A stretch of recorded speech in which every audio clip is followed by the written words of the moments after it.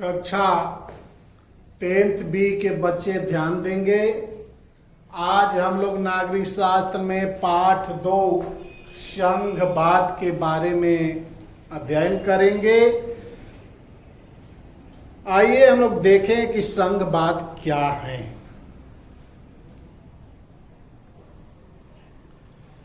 हम लोगों ने बेल्जियम और श्रीलंका में पहले पाठ में पढ़े हैं, उसमें अंतर देखे हैं और यह भी देखे हैं कि बेल्जियम के संविधान में जो प्रमुख बदलाव किए गए उनमें केंद्रीय सरकार की शक्ति में कभी कमी करना भी एक था और ये अधिकार प्रांतीय सरकारों को दिए गए। बेल्जियम में उससे उनकी अपनी भूमिका थी, उनमें अधिकार थे, लेकिन ये अधिकार उनको केंद्र द्वारा दिए गए थे और उन्हें केंद्रीय सरकार वापस भी ले सकती थी।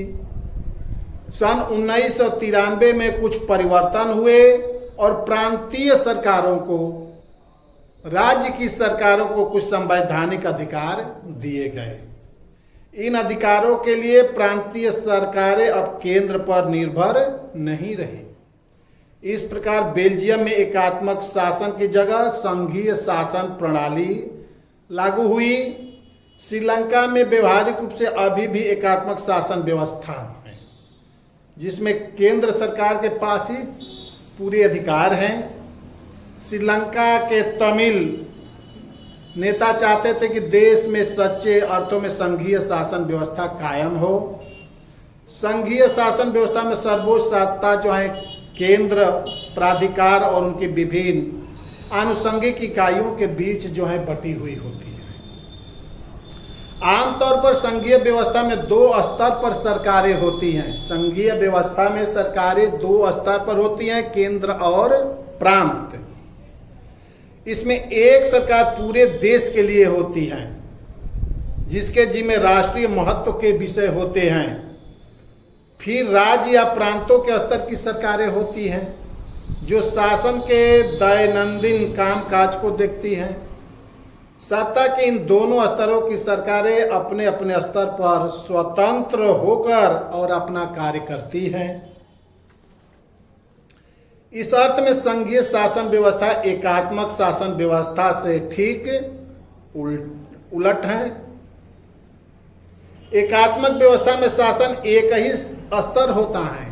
शासन का स्तर एकात्मक व्यवस्था में एक ही स्तर होता है और बाकी इकाइयां उसके अधीन होकर काम करती हैं। इसमें केंद्रीय सरकार प्रांतीय स्थानीय सरकारों को आदेश दे सकती है, लेकिन संघीय व्यवस्था में केंद्रीय सरकार राज्य सरकार को कुछ खास करने का आदेश नहीं दे सकती। राज्य सरकारों के पास अपनी शक्तियां होती हैं और इनके लिए वह केंद्र सरकार को जवाबदेही नहीं होती हैं। ये दोनों ही सरकारें अपने अपने स्तर पर लोगों को जवाबदेही होती हैं।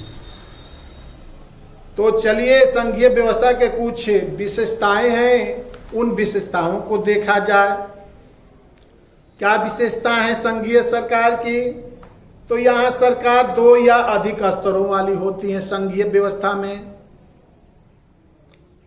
अलग अलग स्तर की सरकार एक नागरिक समूह पर शासन करती है, लेकिन कानून बनाने, कर वसूलने और प्रशासन का उनका अपना अपना अधिकार क्षेत्र होता है।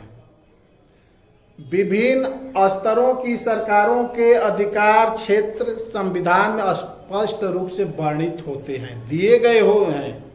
इसलिए संविधान सरकार के हर स्तर के अस्तित्व और प्राधिकार की गारंटी और सुरक्षा देता है। संविधान के मौलिक प्रावधानों को किसी एक स्तर की सरकार अकेले नहीं बदल सकती। ऐसे बदलाव दोनों स्तर की सरकारों की सहमति से ही हो सकती हैं। अदालतों को संविधान और विभिन्न स्तर की सरकारों के अधिकारों की व्याख्या करने का अधिकार है। विभिन्न स्तर की सरकारों के बीच अधिकारों के विवाद की स्थिति में सर्वोच्च न्यायालय निर्णायक की भूमिका को निभाता है। वित्तीय स्वायत्तता निश्चित करने के लिए विभिन्न स्तर की सरकार के लिए राजस्व के अलग अलग स्रोत जो हैं निर्धारित होते हैं। इस प्रकार संघीय शासन व्यवस्था के दोहरे उद्देश्य हैं: देश की एकता की सुरक्षा करना और उसे बढ़ावा देना तथा इसके साथ ही क्षेत्रीय विविधताओं का पूरा सम्मान करना। इस कारण संघीय व्यवस्था के गठन और कामकाज के लिए दो चीजें बहुत महत्वपूर्ण होती हैं। विभिन्न स्तरों की सरकारों के बीच सत्ता के बंटवारे के नियमों पर सहमत होनी चाहिए। केंद्र और विभिन्न राज्य सरकारों के बीच सत्ता का बंटवारा हर संघीय सरकार में अलग अलग किस्म का होता है।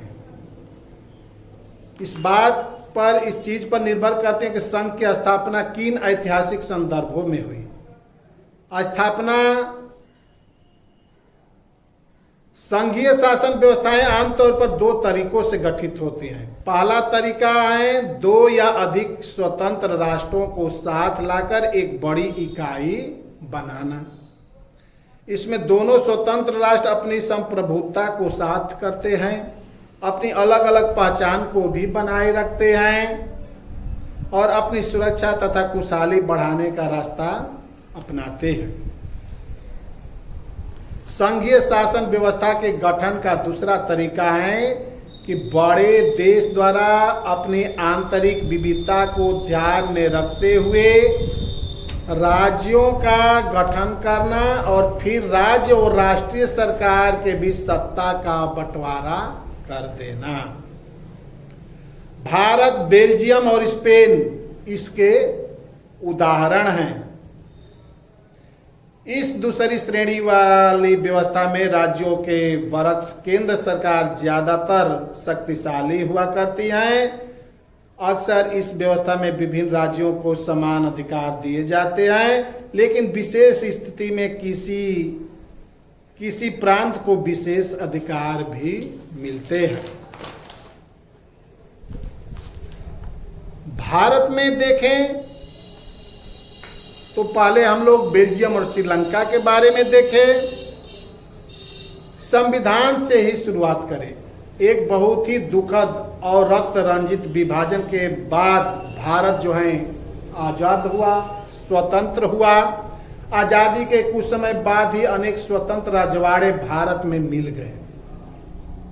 भारतीय संविधान ने भारत को राज्यों और संघ घोषित किया। इसमें संघ शब्द नहीं आया, पर भारतीय संघ का गठन संघीय शासन व्यवस्था के सिद्धांत पर ही हुआ। हम देख सकते हैं कि ये सभी बातें भारतीय संविधान के विभिन्न प्रावधानों पर लागू होती हैं।